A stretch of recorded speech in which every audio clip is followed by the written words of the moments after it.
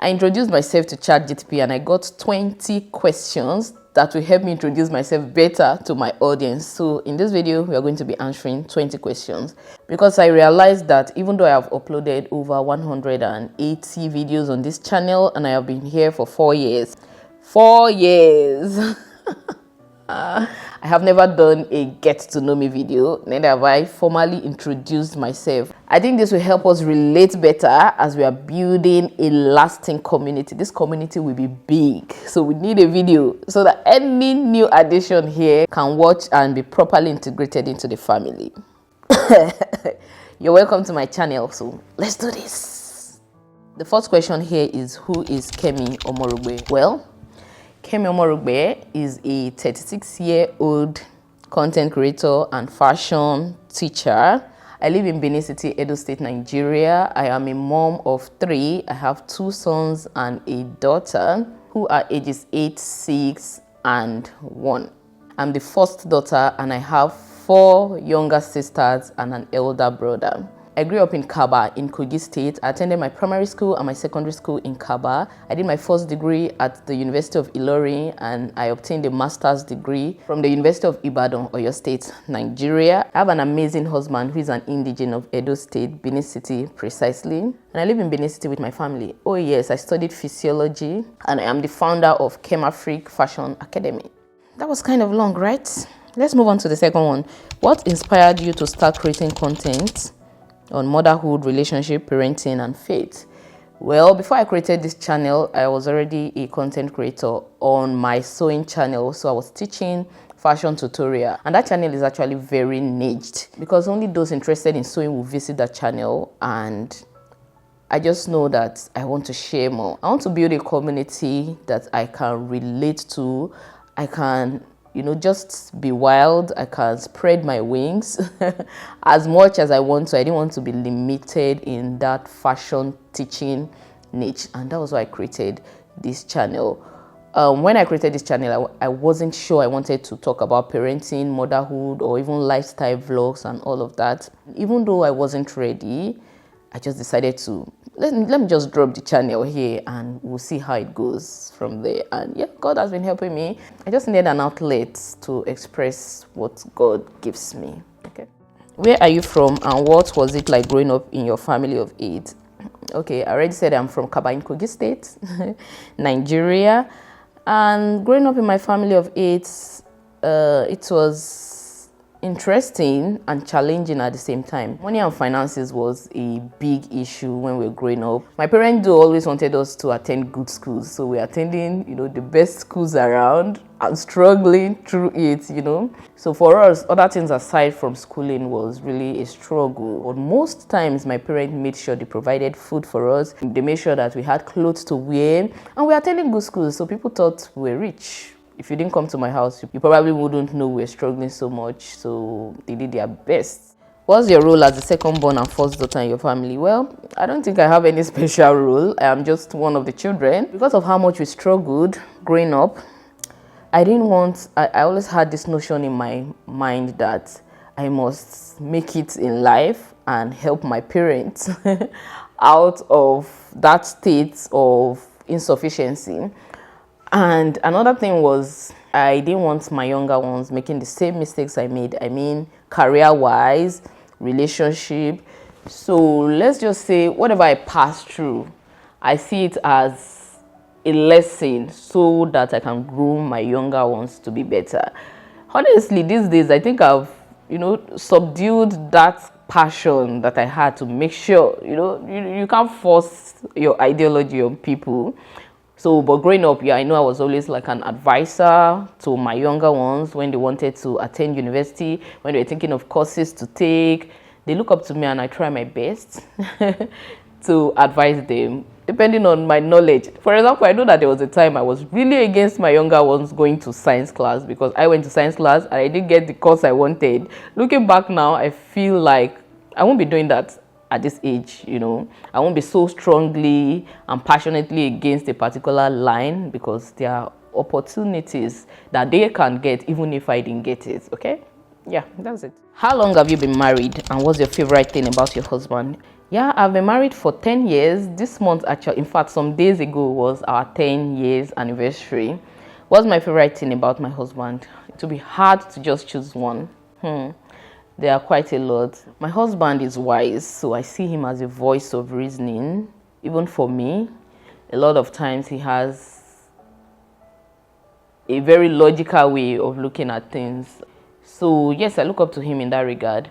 And also I love the way he prioritizes. Oh, that's my favorite thing actually. I love the way he prioritizes his family, like us. He works so hard to make sure we are comfortable. He's always planning for our future. You know, I like that he's in it 100% like I am. So he doesn't judge whatever decision he's making based on his own personal interest alone. He considers me, considers our children. He's faithful, he's hands-on, he's dependable. See, there are a lot of good things about my husband. Among many other things, how he carries the family, how he prioritizes our needs above anything, above everybody else. His family comes first to him. I love that. What's one thing about your family life that makes you smile every day? I think this is going to be broad because I can't just pick one specific thing. But what makes me smile is how much God has blessed the family.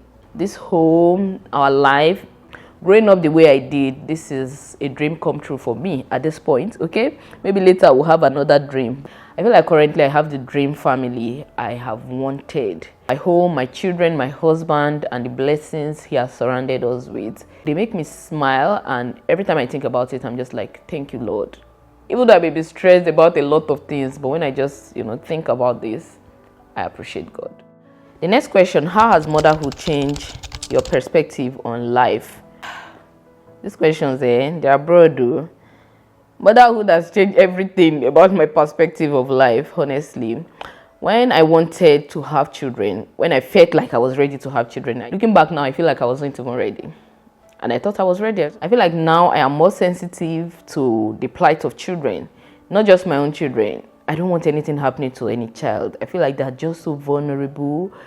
And I really want to be able to help children. I want to have the resources that I need to help children, help people generally. I think it made me more compassionate. It also made me appreciate women more. When I had my first son, it made me respect my mother a lot more. Like I was like, how did you do 6? This is something else. Me being a mom, I can empathize with people who don't have some opportunities or who behave in certain ways because I feel like something is missing somewhere. Yeah. What's the best thing about being a mom to your 2 sons and daughters? I think it's just watching them grow and seeing how much they are learning, seeing their character develop, and knowing that my hard work is paying off. There's a stage where you just keep on talking, keep on correcting them, and you're wondering if it is even working. And when you now see them now practicalize what you have been teaching them, like your child being kind to another person, or your child pity, in fact, it can even be among themselves. My second son, for example, is so compassionate, and I admire that about him. He doesn't want his sister crying, and I know that these are the qualities that we, their parents, have put into them. So I really love that if you parent rightly and you start seeing the fruits, there's nothing as sweet as that. When you see well-behaved children and you feel like, I did this through the grace of God, it is so fulfilling. Next question, what is your favorite memory as a parent? There are lots of memories, guys. I can't even begin to pick up. But I remember one particular one. It was a conversation between my 2 sons. Normally, my second son would want to repeat what my first son says, or we want to do whatever he's doing. Basically, they were younger then, and he was a copycat to his elder brother. So there was a particular day that my first son said he liked one particular thing. Let me just say, okay, I like this bag. For example, it wasn't a bag, I can't remember. And my second son said, me too. And then my first son was like, don't copy me. Why are you copying me? And he said, I didn't copy you. I didn't say I like the bag. I said, me too. And then I just burst out laughing. What is this? So there are a lot of funny conversations like that. I can't even begin to recollect, but yeah, those things are like memories. And my vlogs help me document a lot when it comes to my children. That's one of the reasons I love having a YouTube channel, because I know that I can always come back here. My memories are saved in video format. That's a lot. I can't wait for like 20-30 years. I hope YouTube will still make it to then, and we can come back and watch some of these videos. I know they will love it too, because I wish I had some myself. What does your faith means to you, and how does it influence your content? This channel is a ministry to me. Even though I may talk about everything generally, I feel like it is my field of souls. That's how I see this channel. That's why for me, it's another form of evangelism. If I'm able to reach people, I have a platform where I can talk to people about my faith as God inspires. So this channel is helping me build a community that I can love up on, show love to, and we can also help each other grow in the faith. That is what this channel is to me. It is a ministry for me, and I don't want to get to a stage where I forget the original purpose of this channel, to glorify God, to be a light and glorify God. The next question, what's a fun fact about yourself that most people don't know? I don't think this is fun anyways, but this is something maybe you don't know. Most people offline will know this about me. I am quiet and my face betrays me a lot.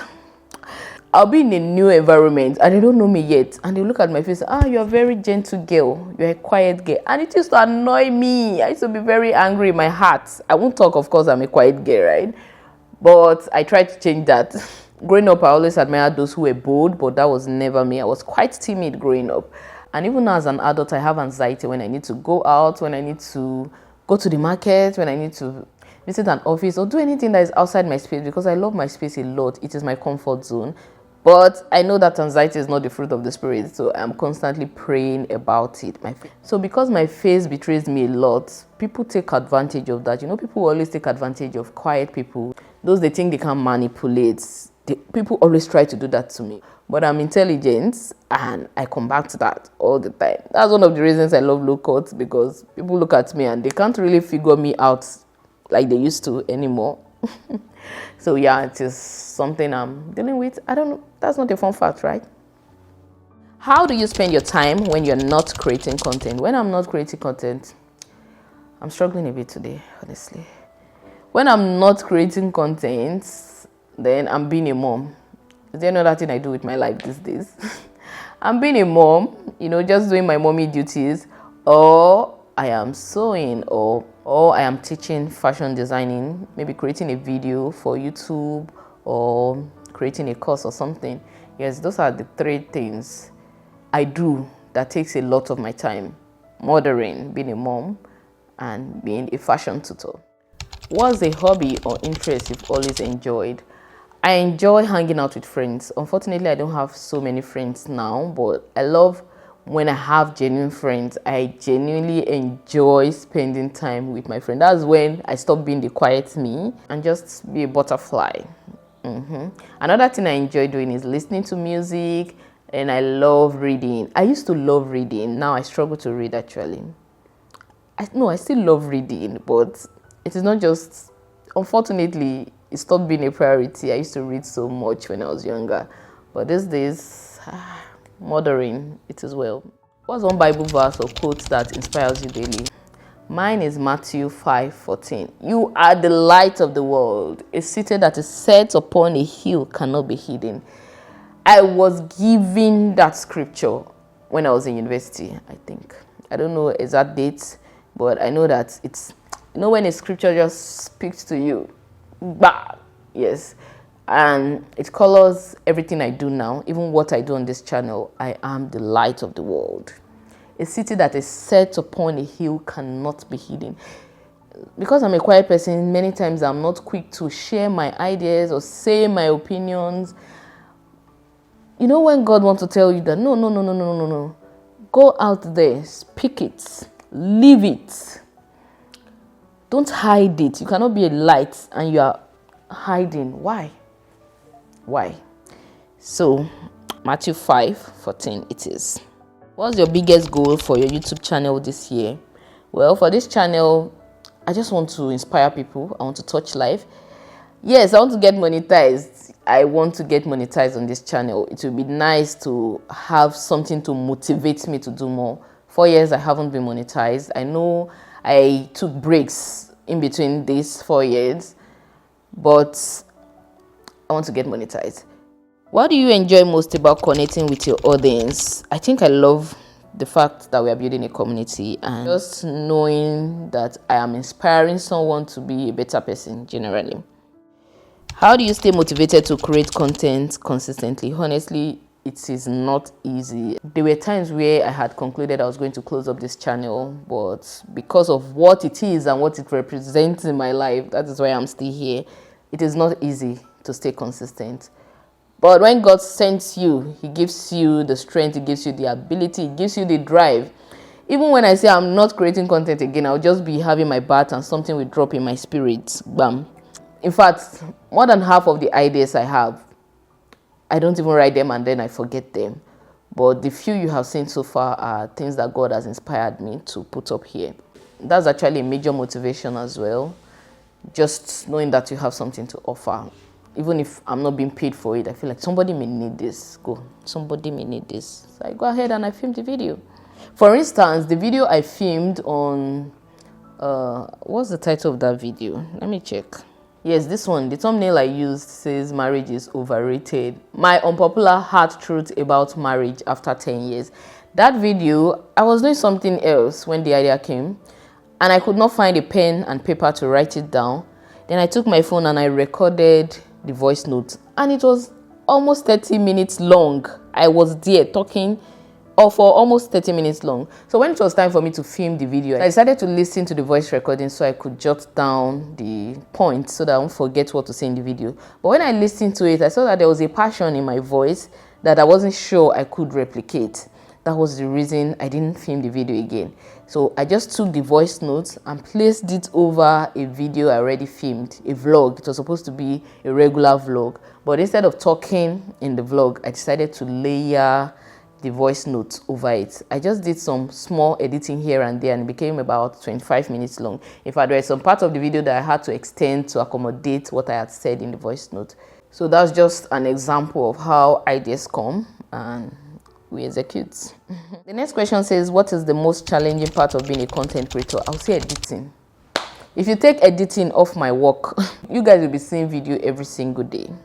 But you see, editing takes up a bulk of, in fact, that's the main work. When you say you are creating content, editing. We don't mean carrying camera and filming. No, that's not work. Editing takes a lot of time and it depends on the type of content you are creating. I think the good side of making vlogs and sit down talk videos is when you are actually editing, you are enjoying the process, even though it takes so much time. That's a plus, actually. I enjoy editing, but it just sucks up so much time. I don't know. What's one piece of advice you would give someone starting their parenting journey? Plan, please. Before you decide you want children, plan. Watch videos on the real parenting, okay? Not Mufe Bimo, hey, I'm working. It's not, forget all the noises. People say, I give birth to your third child. Well, won't you have another baby? Hey, but forget all the noise outside though, and all those pushing you to go and get pregnant and all that. See, they are not going to be there when you are facing the challenges. So plan, please. Know what you want, the number of children you want. Read up, make your research, learn parenting. Many of us go into parenting without even reading books on parenting, differences in personality of children and all that. Do your research, plan ahead, and finance, please. It is a huge deal. Pampers will drain you if you are not ready. Make sure that what you are earning is enough to cater for another human being who has a lot of needs. As babies need a lot of things, from pampers to wipe to their cream to baby food to milk. Everything is expensive. So please plan properly. Ensure that you're able to cover all of those costs and you're good to go. Parenting is a blessing. Okay, so that was the last question. And we are done, guys. So thank you very much for watching. I hope making this video has helped you see me better, know me better, and in subsequent videos we can relate better. At least you know one or two things about me now. If you have any more questions, you can drop them in the comment section and I will try my best possible to answer them. Thank you for watching. Don't forget, my name, Kemi Omorugbe. Subscribe if you haven't. Give this video a thumbs up. See you in my next video. Bye.